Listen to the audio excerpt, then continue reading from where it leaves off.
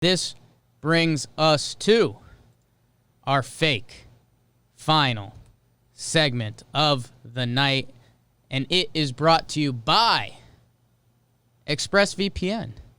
BBD, our friends at ExpressVPN, we've been talking about them this week, and you guys should go check them out. Because you know what, BBD? Have you ever used a virtual private network?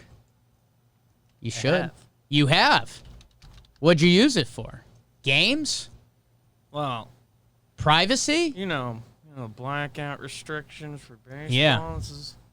No, it's not to give people cheat sheet, but yeah, no, it's something that we're advertising might help you with those. And that's what it's for. I mean, it's for sports, it's for Netflix, it's for gaming. You can access more stuff that's restricted to you.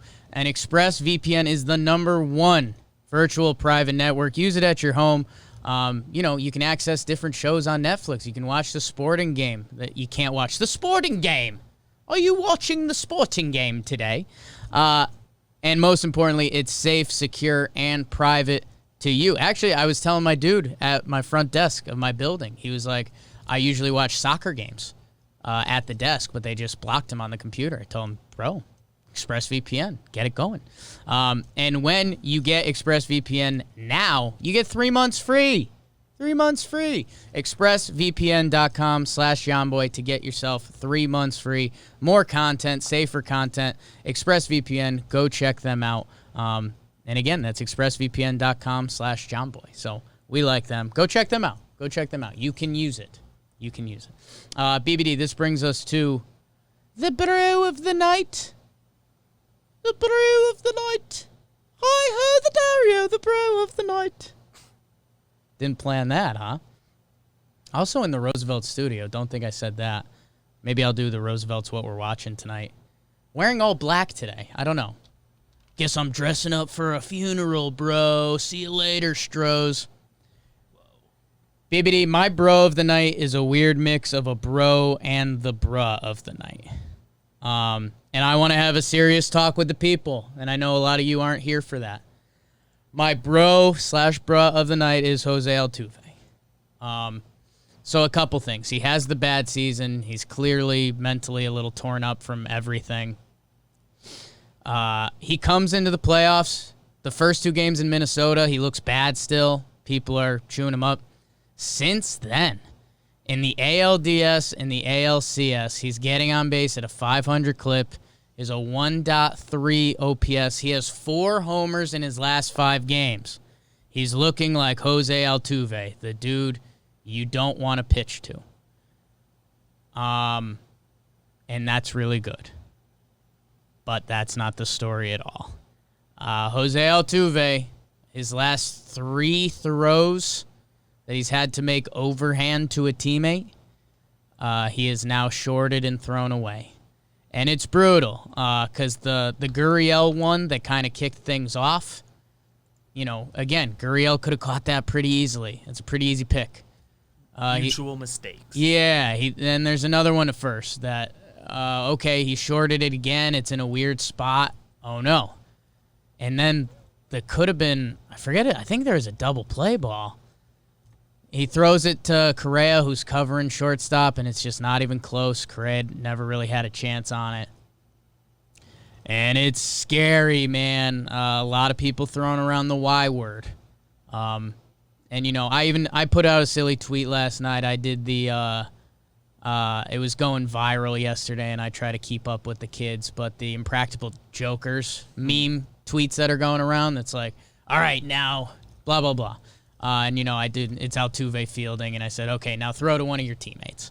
So I'm trying to have fun with it, and I don't think Altuve has the Y word. And some people in the chat are asking what the Y word is, and if you don't know, it's the yips, which around baseball and golf, another sport I love, are very serious things. Basketball, I guess it would be like free throws. Yeah, Markelle Fultz had it a little bit. Yeah. Seems to have largely fixed them. Football, I guess, would be like kicking or something. Chuck Knobloch for the Yankees was a famous one. Steve Sachs going back before that. We've seen some pitchers have it. Matzik, who pitched last night for the Braves, had a case of it. Not very famously. A lot of baseball players, not a lot, but it happens. It's probably of the major sports, probably Rick Ankiel. And if you're wondering why, and, again, like I made the joke online, and I felt I had to reply to myself to tell people because I had other conversations. These guys did a bad thing when they cheated. I wouldn't wish the yips upon my enemy. And, all the articles are coming out today, whether it's ESPN or Deadspin or wherever you go to read and click online articles. I wouldn't wish the yips upon anyone. And I had some people genuinely ask me online last night. They're like, what is it? What do you mean? Like, why? And I was just like, the tweet I had that got a little bit of love from people was like, just picture doing something you love and you've worked on your whole life and you do it at the highest level. And then there's a part of it that's so easy that, BBD, if you or I went on a baseball field today and threw from second base, we could make that throw. I'm sure a lot of you listening right now, like you can make that throw, whoever you are. And it's a mental anxiety and chaos and fear and everything that comes up when you try to throw that baseball that is a lonely, hollow place that I wouldn't wish upon my enemy. So just, again, I know Serious Jake isn't normally what you guys sign up for, especially when it's Altuve and the Astros and everything that's going on there. Be careful with the tweets you're firing off. Because it's like it's basically a mental disorder. It really is. And I don't know. I was trying to think of comparisons for people to think about. Like if you go to Starbucks or Dunkin' every day and you just walk up to the counter and all you want is a coffee, but you can't say the words coffee, and you get like a wake-up wrap every day. Or, if you go to get gasoline and you go to the gas station and you just can't pump the gas. Like, I don't know. It's a lot of weird, jakey comparisons. But I don't know. Just be careful with what you're doing. I don't think he does. I think he'll be okay because, you have to think he'll be okay because he's really good. But if you're not careful, the internet could speak it into existence. I think he's not looking at people tweeting jokes and stuff. That's fine.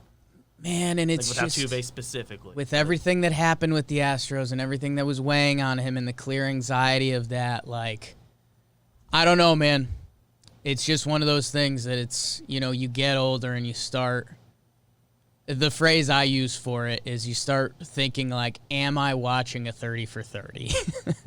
And Jose Altuve is very close to that. I think later in the game yesterday, he got a play that he underhanded to Correa. And again, eyes are going to be on him. Baby steps. I think he can make some partial excuses that, again, you're a couple throws from being good. Because both of the throws to first, he was in a shift, and he was kind of deeper. And they were, scoopable. They were there, yeah. I mean, you don't not easy. It's on him for making a bad throw more than any other individual person. You don't want to, you There's can't. a play that you can do the same thing 10 times, 50-50, the scoop gets made. I think you say, you were deeper in a shift and you bounced it a little bit.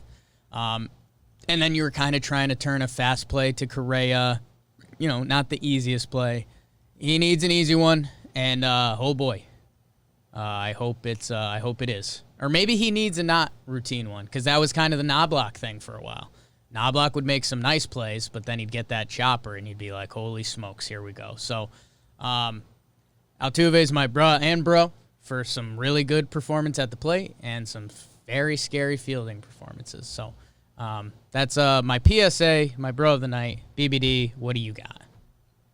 Jake, I'm going with another famously short second baseman, Ozzie Albies.